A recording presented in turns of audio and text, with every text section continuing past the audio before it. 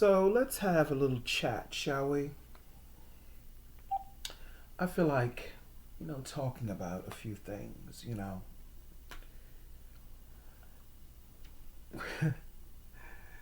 know, as I continue on this journey that we call the physical world, I've been having a lot of what people would call would call self-reflection. And what's happening is that my heart chakra, my heart, which is your soul and your mind. I'm not talking about the physical heart. I'm talking about whatever mechanism is behind, whatever quantum mechanism is behind it that connects to soul, DNA, heart, and mind. Mind, soul, heart all go hand in hand. It's one mechanism operating in different dimensions and operating in different ways. You feel what I'm saying? So,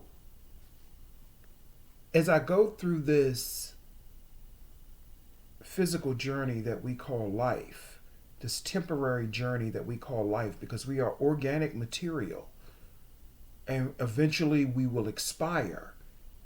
And then, based upon your level of consciousness, you will come back, as whatever experience in consciousness that you want to experience at that particular time. And it has nothing to do with physical want, it has to do with subconscious intention. And a lot of times, our subconscious intention is not aligned with what we really want. That is why we don't always get what we want, myself included, because we haven't done enough subconscious work. I don't give a fuck what nobody say. I don't care how high on the hog people claim to be. Yes, I was able to create a reality for myself, but there are things that I could still be doing. There's always room for improvement. Always. Okay? So, as I sit here and sip my tea, straight black tea, like I like my men, black and rough around the edges. That's how I like my tea. My tea is black, no sugar, no nothing. That's how I like my men. Like that. Mm-mm-mm. But as I go through this physical existence, now that I got all that out the way, I realize more and more as a, how can I put this? As a inner universal being who happens to be gay as well or androgynous as well. And as a melanated universal being, I realize more and more that the most important things in this physical dimension is having companionship. And I'm speaking to gay black men in particular. It's important to have companionship. See, we've gotten caught up, myself included, we've gotten caught up in and again, myself included, we are having physical experiences, and there's nothing wrong with having sex. There's nothing wrong with enjoying sex. You get what I'm saying? But I got caught up in, I'm gonna say I'm not gonna say we. I'm gonna say I, because I can't speak for everybody else. But I got caught up in the sex frenzy, the sex addictions of the late 90s and the early 2000s. There were a lot of oversexed, you know, oversexed people in that era, you know, and I got caught up in that era of sex addiction and trying to find as many black dicks as I possibly could. I got caught up in that era. And thank God I never caught any motherfucking diseases. Well, number one, most of the time I use condoms. Now, I'm not going to lie. Of course I didn't suck dick without condoms, okay? Of course I've done that. But I've never allowed anyone to penetrate me without a condom. You know what I'm saying? And we're adults here, so we can talk like that. But the point that I'm making is this. I got caught up in that generation, in that era of sex addiction and wanting sex and not looking for real companionship or not being open to real companionship. And, you know, love and companionship really has very little to do, as most people should know, it really has very little to do with sex. You understand what I'm saying? Because now that I have a full-blown husband over here, and I'm calling him my husband, because we might as well say we a damn couple. You know what I'm saying? Which we are. Now that I have a full-blown husband over here, and he's been he's been plotting this for a while, okay? He's been plotting this, I think, for a minute, okay? But anyway, now that I have a full-blown husband that lives with me, I realized how important it is to have someone, to have a companionship, to have a partnership. Not just someone to come and skeet in your face and skeet in your mouth. To give you that momentary or that temporary fix that, you know, that you may need. You understand what I'm saying? For gay black men, we got caught up, a lot of us did, and a lot of us continue to do so, in this sex addiction energy and that sex addiction era of the early 2000s. And I'm talking about some of us that are older. And I'm only speaking about the people that this applies to. If it don't apply to you, shut the fuck up and go on about your business. I'm talking about the people that it applies to. Because I was raised in DC, devoid of love and compassion for a large part of my life. You understand what I'm saying? It wasn't until I really came into my own enlightenment that I really began to, because see, I didn't think that I deserved love or companionship. Like a lot of gay black men on a subconscious level, we don't think that we deserve it because we have been taught that we don't. We've been taught and treated like we don't have feelings and emotions and people can just say whatever they want to you and you're supposed to just take it. We've been trained subconsciously or mentally to the point that we don't think that we even deserve love. The only thing that we think that we have to offer is our mouths or our butthole. In my case, it was my mouth. Because, honey, I told y'all I can suck a motherfucking mean one. I still can. That's why a lot of these niggas be getting obsessed with me. And I'm speaking real talk. There's magic. There is. Why do you think my husband is here with me? You know what I mean? See, we've done all that. We've done all that. Now we're in a new phase of our relationship, of our bond. We're in a new phase. So sex is really not even part of that. We're building. And can't no motherfucking man or woman put that motherfucking asunder. Not with because see, there's work that's backed up to this. Because I did work on him. See, I did work on this. Or what people would call work. Spiritual work. I did work on it. So that is why no matter what type of argument we get into or disagreement that we have, he won't go anywhere. He won't go anywhere. But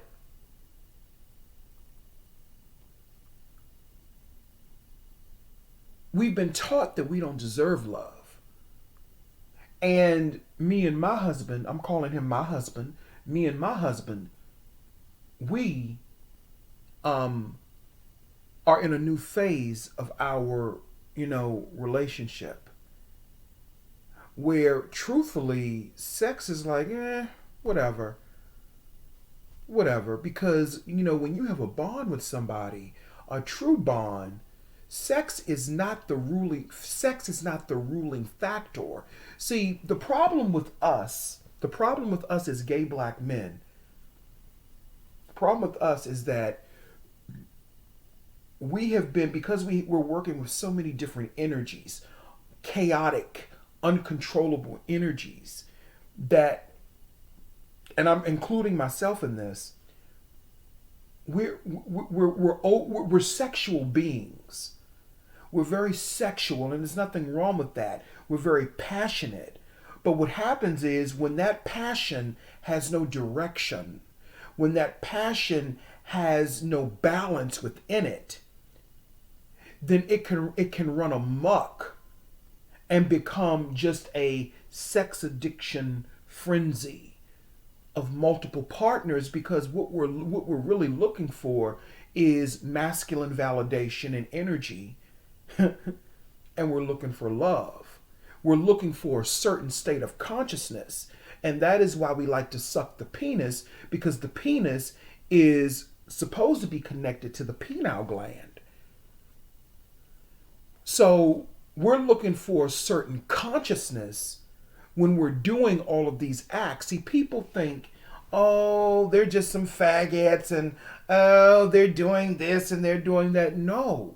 You have to think about the quantum mechanism that is behind each act. There is a quantum mechanism behind each act that you do. I don't care if it's baking a cake. I don't care if it's baking cookies. I don't care if it's frying you some chicken. There's a quantum mechanism behind that. There's an ancestral quantum mechanism behind each and every act that you do. That includes eating pussy, because I didn't eat pussy before too. That includes sucking dick. And I'm talking about I ate pussy as late as a couple of years ago. Okay? So there is always a quantum mechanism, meaning quantum mechanism, that is the, how can I put this in? I understand what it is, but I have to be able to relay it to others so they'll understand what I'm saying. Let me find a way. That's basically the God behind your actions. Let's just say that. And even that is layman. It is the God or the self-created deity that you really are, your shadow, that is behind your actions. And your shadow is part of the quantum realm. And the quantum realm is within you. Each one of us has our own quantum realm. So when we do these acts as gay, I'm talking about gay black men, but this can apply to any gay men particularly, but I'm talking to gay black men specifically, because we have a harder time, in this matrix sometimes when it comes to self-love. Because a lot of us don't think that we deserve love because we've been taught that we don't. We've been taught that we don't, especially by the black men in our own community and the black women too. Some of them, but mainly other black men. But they have compassion and love for white homosexuals, and that includes these fake fucking conscious niggas on YouTube and everywhere else too. They get with us and treat us like shit. But they have so much respect and admiration for white homosexuals. So when we're faced with all of these types of different these imageries and these images and these symbols of how we don't deserve respect and love, then there's nothing else really left for us to do but to try to find it through other means. So what happens is the quantum mechanism, even if you're not aware of it, it's going to address you on the level that you're on. So if you're sexual like I am, and I was, and there's no discipline within that sexuality. See, now I have discipline within my sexuality.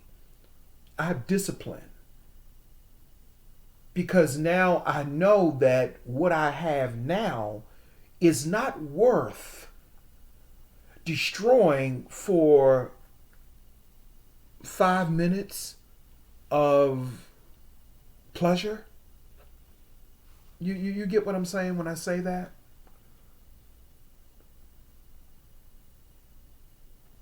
So, gay black men would, this is just a suggestion. This is, you don't have to listen to me because I don't want to come off like I'm some preacher trying to tell you what to do. I'm just telling you what I did. And truthfully, let me tell y'all something. I was not looking for no husband.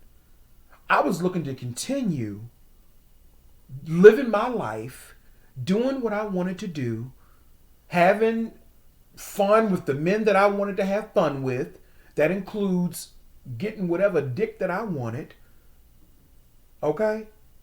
I wanted to continue doing that. That was my life. But then my husband came into my life, and I'm calling him my husband. This ain't got nothing to do with no legality. I'm calling him my husband because, technically that's what he is. So when my husband came into my life 6 months ago, although we've known each other since 2009, but we really got more connected 6 months ago, he gave up his apartment and came and moved in with me.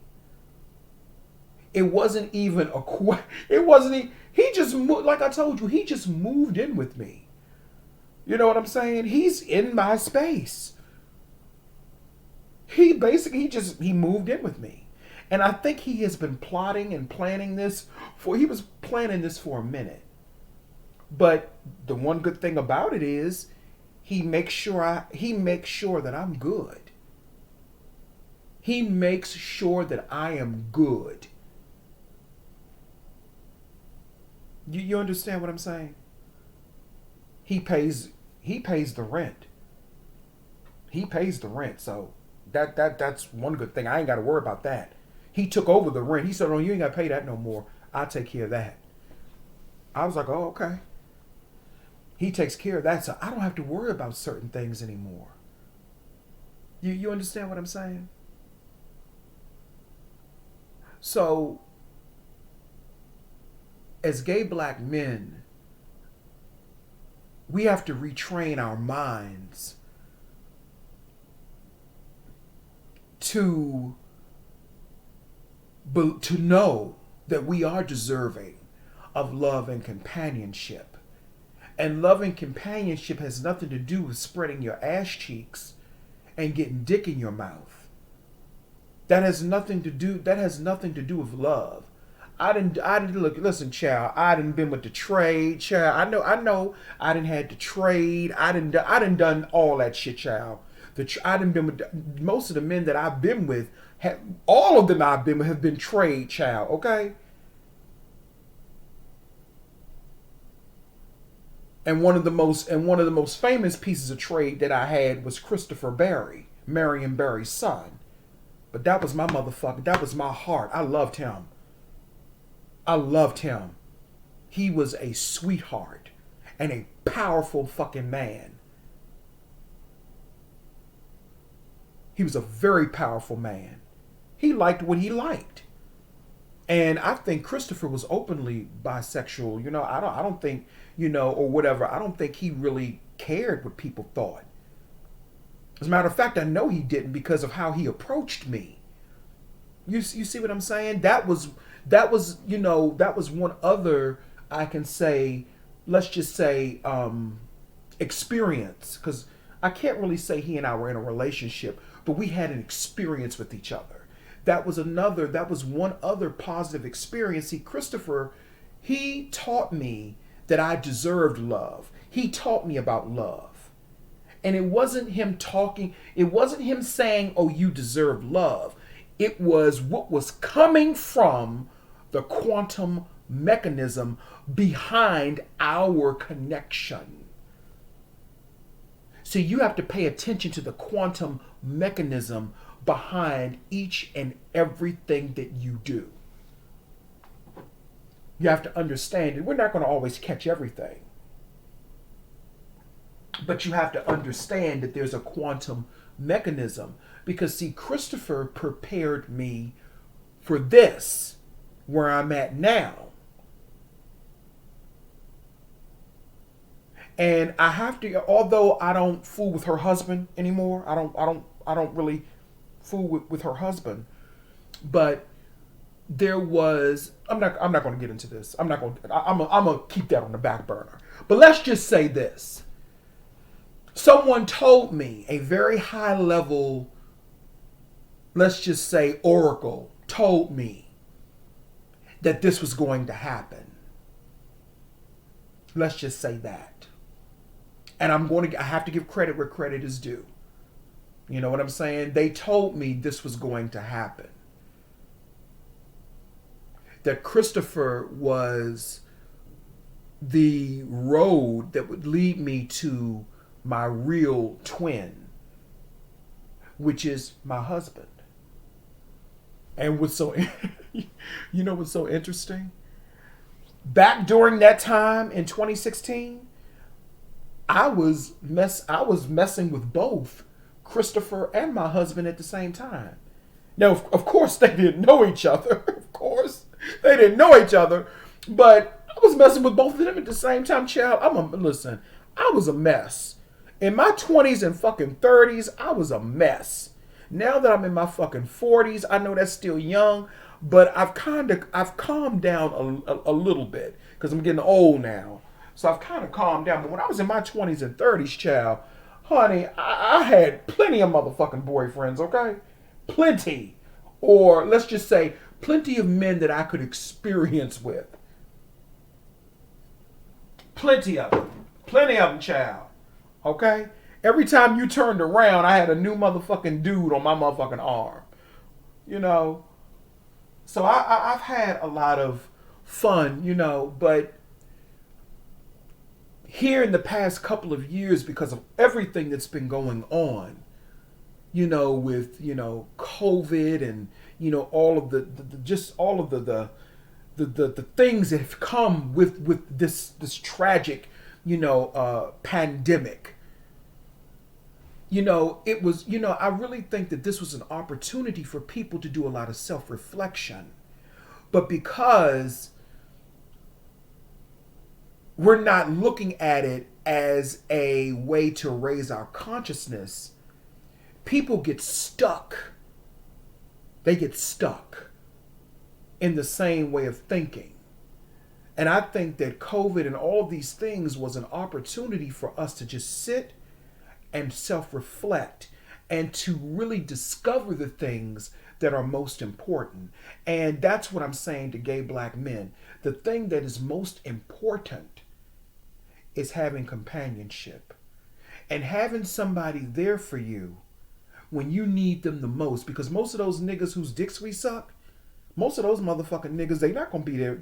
They're not going to be there for us. Most of those niggas, you know, that we've had sexual liaisons with, most of those motherfuckers are not even there for their own fucking children. And I'm talking about these niggas here in D.C., in the D.C., Maryland area. I'm not talking about the black men in other places. I'm talking about the energy and the spirit and the frequency here. After all, they didn't film The Exorcist here back in 1973 over there on M Street in Georgetown for nothing.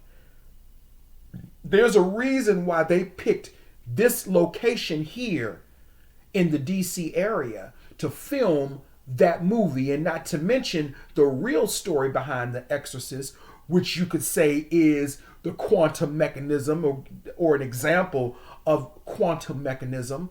The real story behind The Exorcist was actually a little boy in Mount Rainier, Maryland, and Mount Rainier is just a suburb of DC.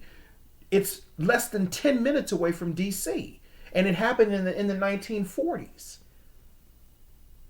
Because DC has a very dark, and I want to say a very gothic type of energy.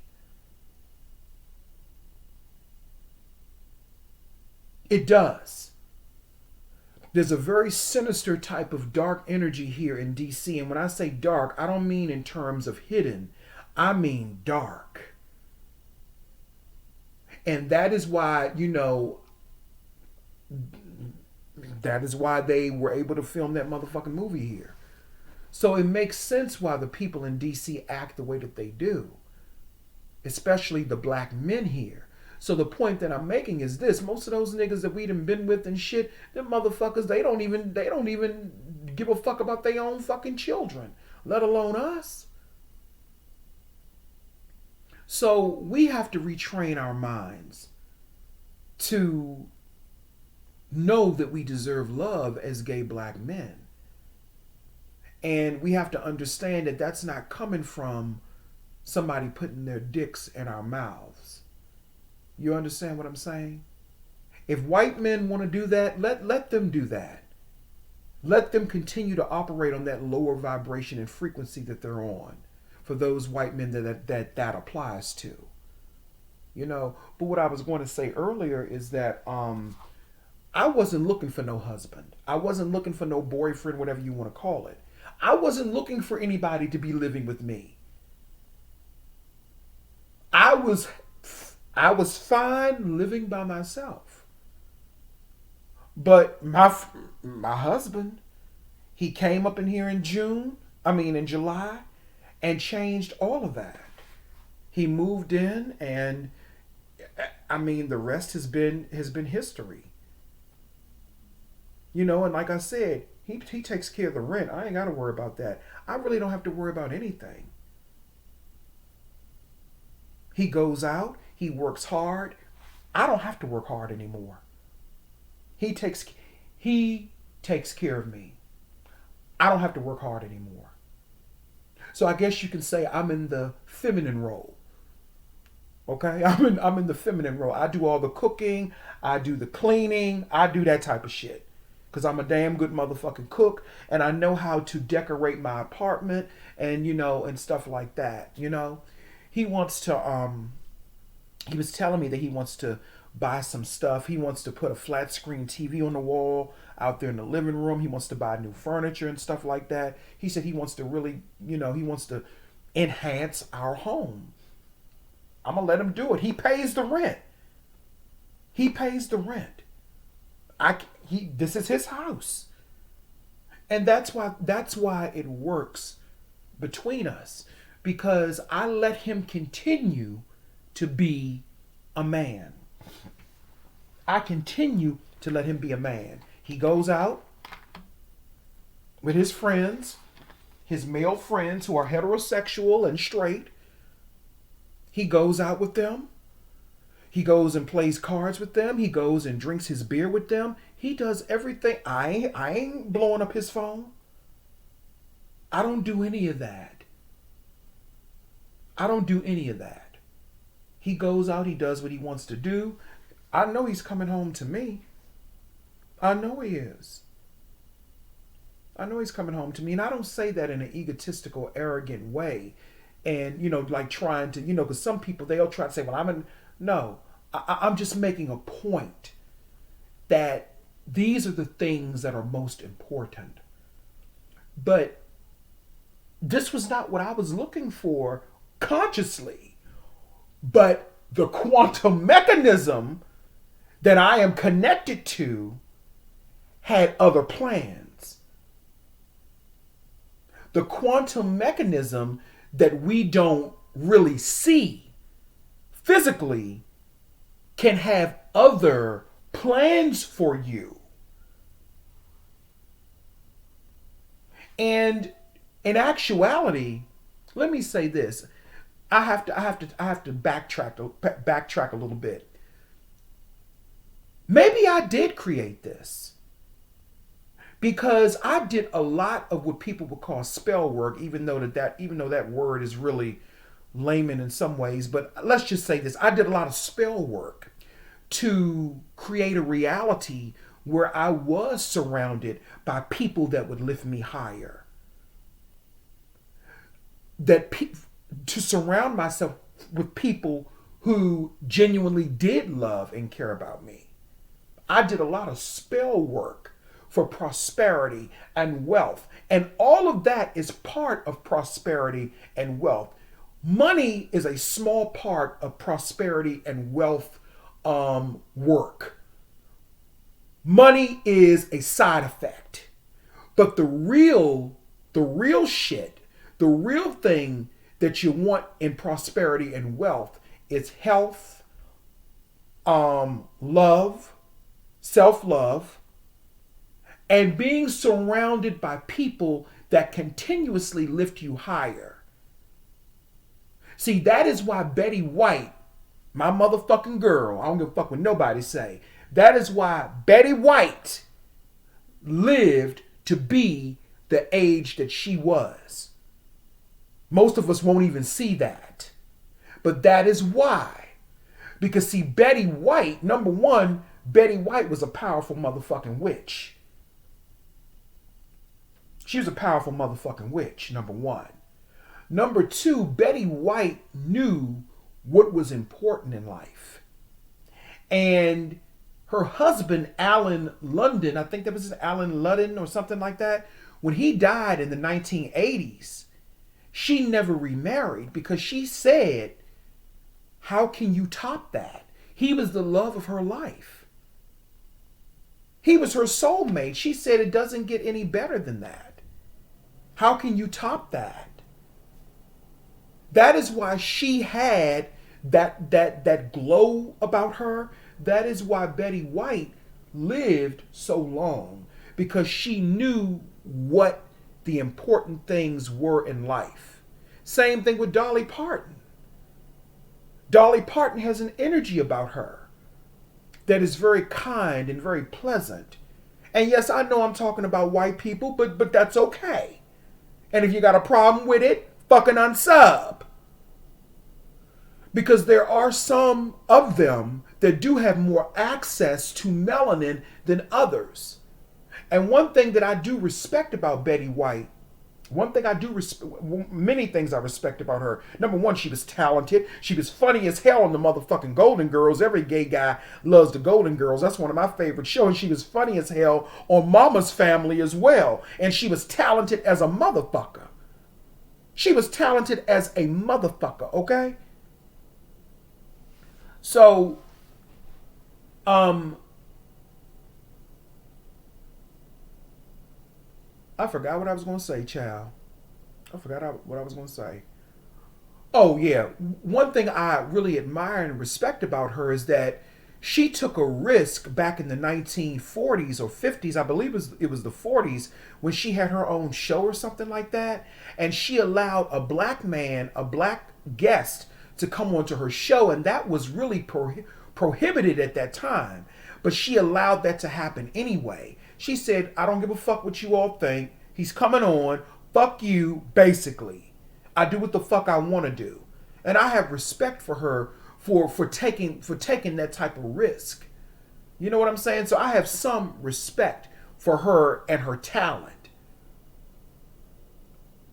But the point that I'm making is that she knew what the important things were in life.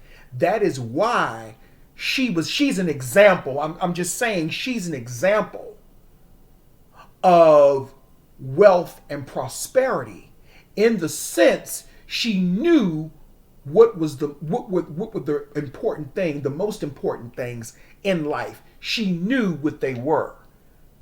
And that is why she lived so long. That is why she lived so long. And coupled with genetics and stuff like that.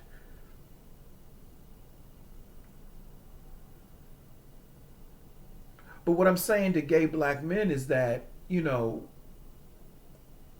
I now know a little bit more, maybe not a lot, but I know a little bit more that what's most important is not sex. It's having companionship. And maybe I'm Johnny come lately, maybe y'all already know that, but I'm coming into my own realizations now. You know?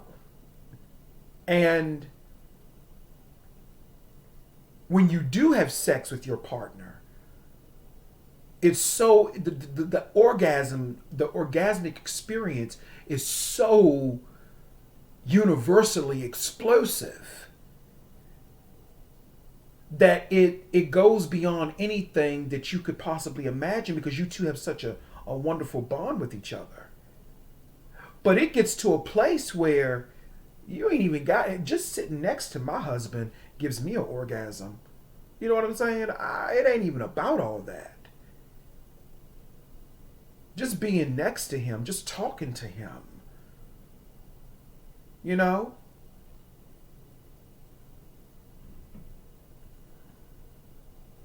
But I did what people would call spell work to get to the place that I am now. So I guess that ties into the quantum mechanism of the unseen. That ties into that quantum mechanism. So it all aligns itself with each other, you know? But I just wanted to come through and I wanted to say that. But no, I wasn't looking for this. This is something that just happened. And it didn't just happen for no reason. That is how you really use your black magic. You start in the dark and then you manifest it into the physical, which people would call the light. Because the light is connected to the physical world. When people see that light, that brings them right back into this world. That's why a lot of times people say don't go into the light. That's what they said in the movie Poltergeist. Caroline, stay away from the light. I'm going to look at that movie today too. That's one of my favorite movies, Poltergeist. Because there's a lot of symbolism in it. Because the light brings you back into the physical world. And there's nothing wrong with the physical world. But if that's not where you want to go, the problem is that there are people that are being led without consciousness. And when you are led without consciousness, which is knowledge, true knowledge, when you are led without consciousness, then that is the danger or the ignorance that brings you back into a place that you might not have wanted to come back into. Let me just throw that out there, okay? But I wasn't looking for this on a conscious level, but the quantum mechanism had different plans. It had different plans. And now that I see, you know how they say God always knows best? Well, the God within you, the God that resides within you, because we're self-created deities, the God that resides within you knows what's best for you, even if you don't.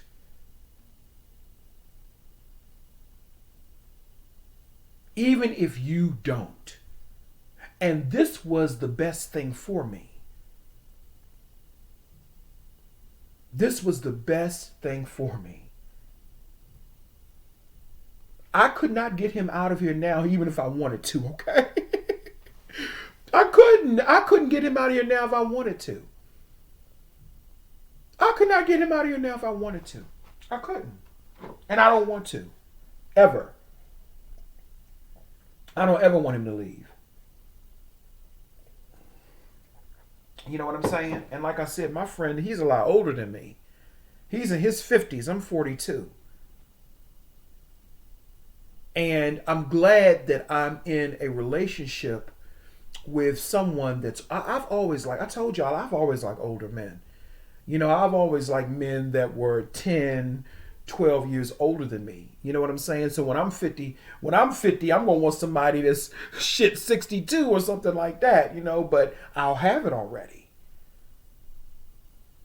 I'll have it already because I'll have it.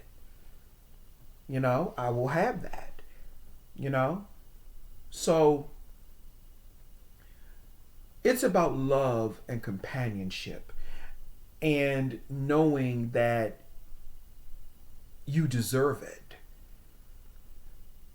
Understanding that you deserve love and companionship. And those are the most important things in this world. That's what I'm beginning to realize more and more. The most important things is not a big house. It's not having all this money in the fucking bank. Those things have its place. But what's the point in having a big house if it's empty? What's the point in having a bunch of money in the bank when you don't have anybody that wants to talk to you? When you don't have anybody that can be a friend to you? What's the point in having all of these materialistic things, but you lack in so many fundamental areas? Like a lot of these, celebrities that we see. They have everything in the world, but nothing. They've gained everything and they lack nothing, but they have nothing at the same time.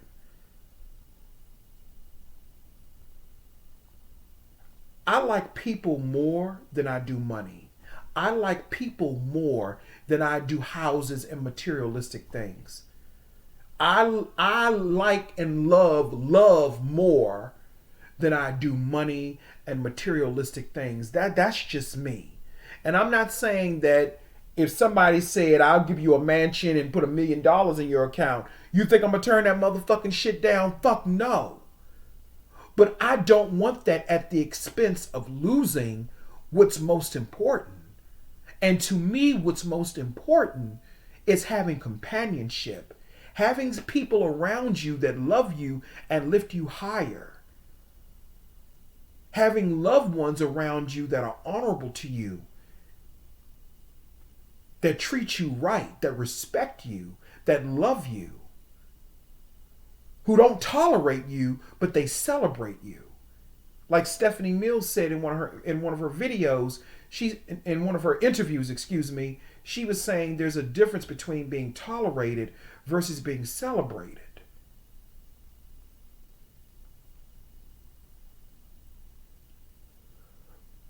To me, those are the most important things, The $1 million and the house, all of that's going to come. But I don't care. Listen, I'm the type, look, I don't care if my man is working at McDonald's. I'm saying me. I don't give a fuck about nobody else. If my man is working at McDonald's and I got $1 million and I live in a motherfucking mansion, I'm taking my man with me that works at McDonald's. That's what I'm going to do.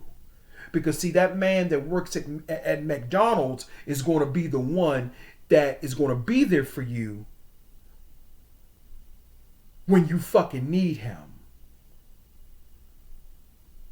That man that works at McDonald's is going to be the one that's going to take care of you when you're sick.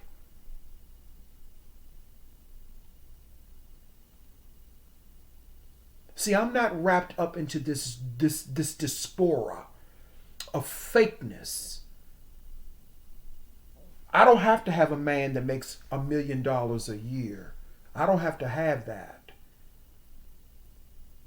I think I prefer to have a man that treats me good and that celebrates me and doesn't tolerate me.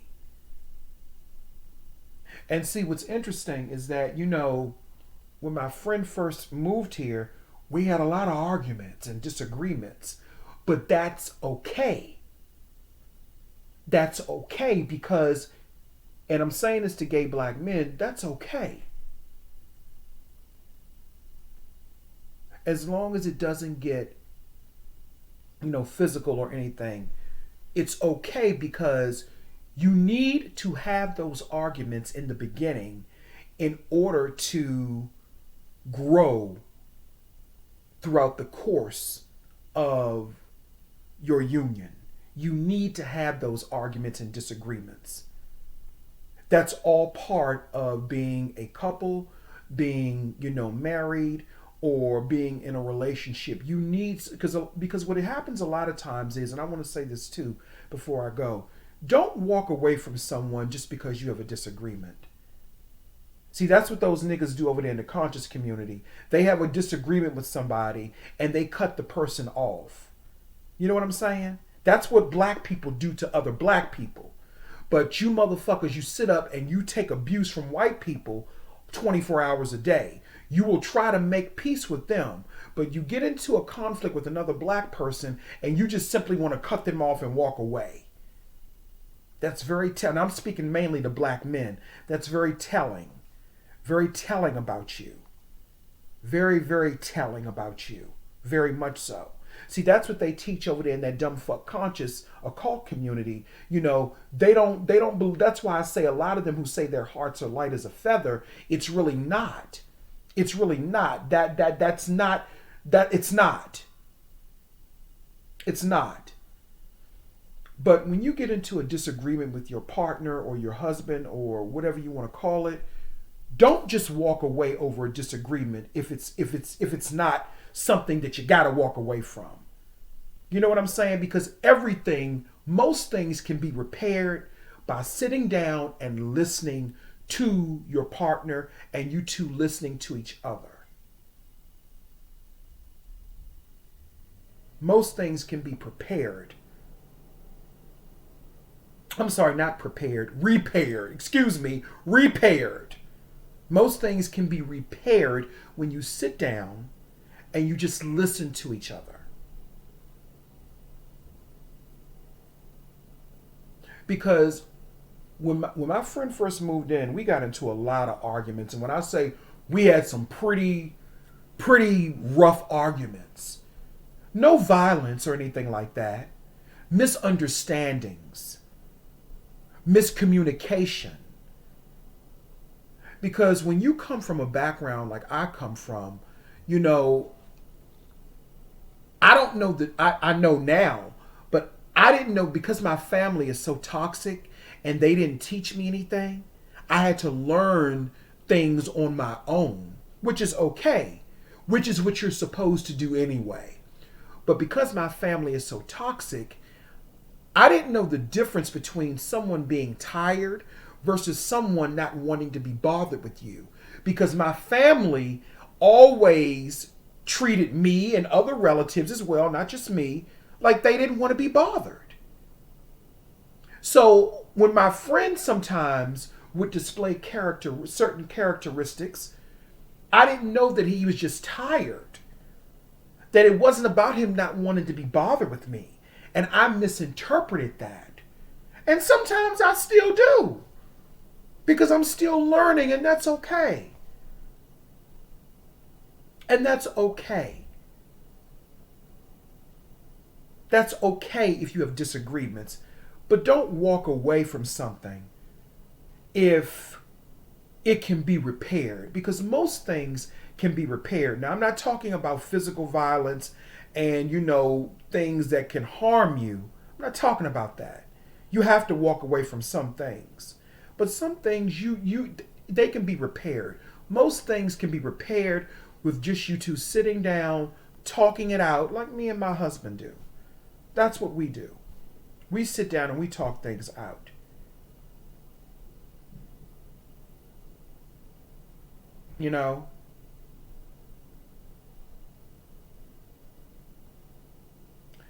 The most important things is companionship, gay black men. And, that's something that we've really been devoid of. A lot of us don't have companionship and love the way that we're supposed to in our lives, because we have a misconstrued idea of what love is. And that's myself included. I thought love was some dude come putting his dick in your mouth. When I was younger, that's what I thought. I was like, oh, it feels good. But that's because I was looking for something else. The quantum mechanism within me was searching for something else. It was searching for that masculine energy. But then, when I started venturing out into other, forums, and I started tapping into different aspects of myself, I realized that I was able to find that fulfillment without having to put a penis in my mouth. You understand what I'm saying? Because a lot of us, we do that because we're looking for love. We're looking for validation and acceptance. And we do all that and we still never get it. We'll get them to come back if you suck good, like I do. We'll get them to come back.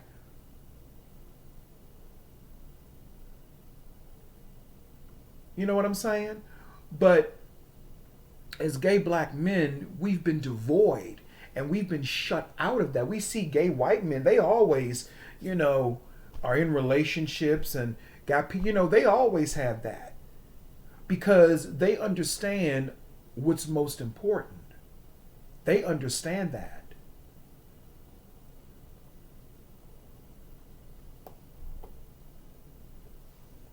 They understand that.